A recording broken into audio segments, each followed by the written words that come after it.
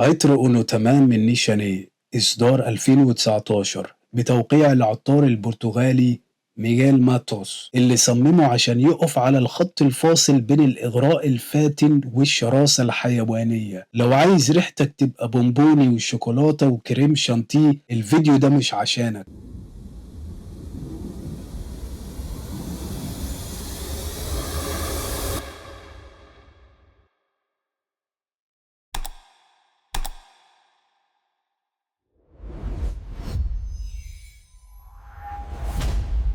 السلام عليكم يا جماعة، شكرا لكل واحد بيتفرج على الفيديو واللي رجع تاني. جد أنا بقدر كل واحد فيكم. العطر اللي احنا هنتكلم عنه النهاردة عطر متفرد، عطر جريء، عطر تشالنجينج ومش لأي حد ومش شبه أي حاجة أنت شمتها في حياتك. وده تاني عطر ليا من دار نيشانيه. العطر الأولاني اللي أنا اشتريته كان عطر آني، وعطر ده كان عطر كده ماس ابيلينج، عطر لطيف فانيليا وحمضيات من توقيع سيسيل زاروكيان.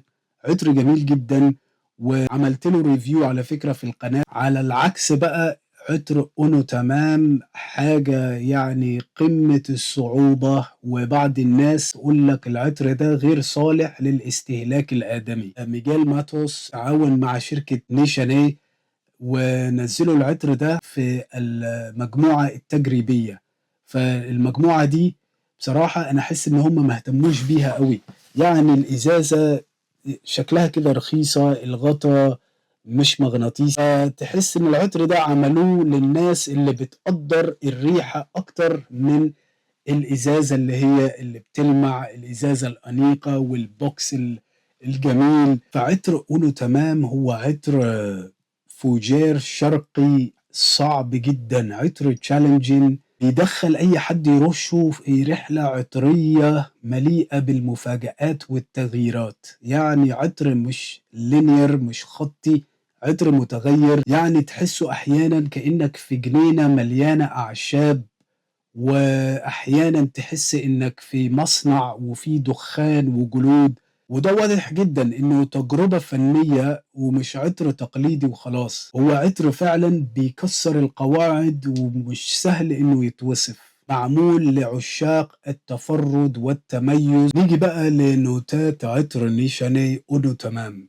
الافتتاحية عندك اللافندر، النعناع، توت العرعر، وإكليل الجبل. وعندك في قلب العطر الزعتر، الباتشولي، العنبر، الياسمين، وزهرة القرنفل. وفي قاعدة العطر عندك نوتة الكاستوريوم اللي هي مستخلصة من القندس، سحلب البلوط، اللبدانم، والكراميل. كنت بقالي فترة كده عمال أشقر على عطور نيشانيه، وجي فترة الأعياد وشفت بقى الخصومات وما كنتش أعرف مين أم تمام، بس عرفت بعد كده إن اسم أونو تمام جه من أغنية تركية قديمة. ميجال ماتوس اختار إنه يسمي العطر بتاعه على اسم الأغنية دي، معناها باللغة التركية مش هقدر أنسى.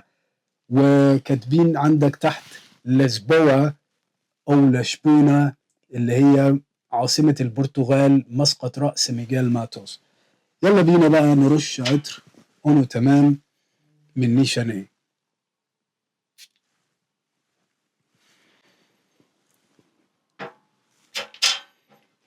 يا جدعان انا بحب العطور الخضراء، مش عارف ليه.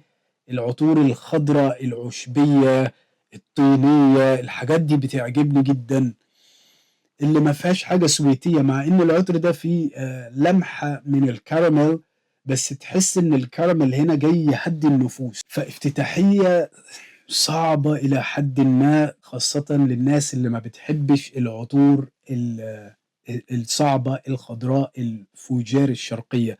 عندك بقى اللافندر والنعناع. النعناع هنا مختلف جدا عن النعناع اللي هتشمه في عطر انكليف من أمواج، ومختلف من النعناع اللي انت هتشمه في بيتش هات مان.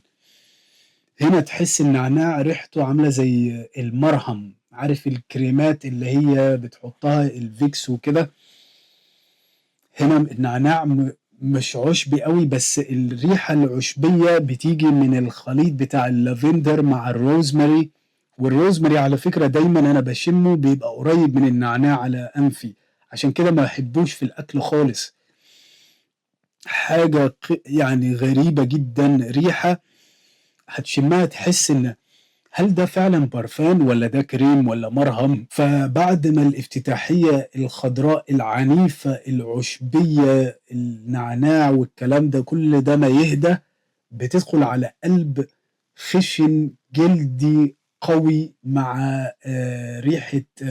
ريحة كده دخانية، وده بيجي من الكاستوريوم أو النوتة اللي هي بتيجي من جلد القندس مع اللبدانون، بيدي الطابع السموكي. يعني الافتتاحية دي عاملة زي كأنك جبت الأعشاب دي كلها وجبت البتاع السكينة بتاعت الملوخية، أنا نسيت اسمها، مخرطة ولا حاجة زي كده، وعم تقطع الأعشاب دي. فهي دي الافتتاحية بالظبط، النعناع مع الإكليل الجبل مع اللافندر، وبعد كده الريحة اللي هي الدخانية الجلدية السموكي. فبينتقل العطر من الإحساس اللي هو الجنينة الخضراء إلى إحساس صناعي دخاني تقيل. وفي بعض الناس في قلب العطر بيشتكوا بيقولوا إن نوتة الزعتر أو الأوريجانو بتفكرهم بريحة البيتزا. أنا مش عارف الكلام ده بصراحة. أيوة، الزعتر هنا ريحة واقعية جدا، يعني واضحة جدا، وبيفكرني بريحة الأوريجانو والزعتر اللي أنا شميته في عطر انتو لودمان. بس عطر انتو لودمان الدخان اللي فيه كان دخان شرس،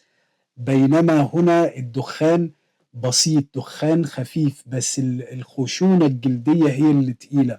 وبعد كام ساعة لما العطر يهدى بيجيله بقى كده نوع من الدفء الراتنجي. وعلى فكرة الورود البيضاء أو الياسمين أنفي بيلتقطها في الإكستريم دراي داون بعد ما العطر يهدى خالص، بجانب طحلب البلوط والكراميل.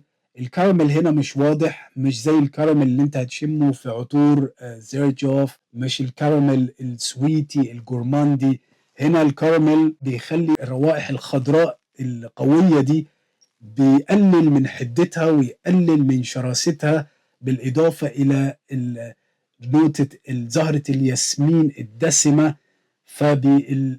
بتحس بريحة الكراميل كأنها عاملة زي فاكهة كده خضراء في الطينة، وفي حواليها كل الأعشاب دي، والمطر نزل اليوم اللي قبليه، والأرض رطبة، والدخان طالع من النعناع، الروائح الأروماتية طالعة من الأرض، والقنادس ماشية كده في كل حتة.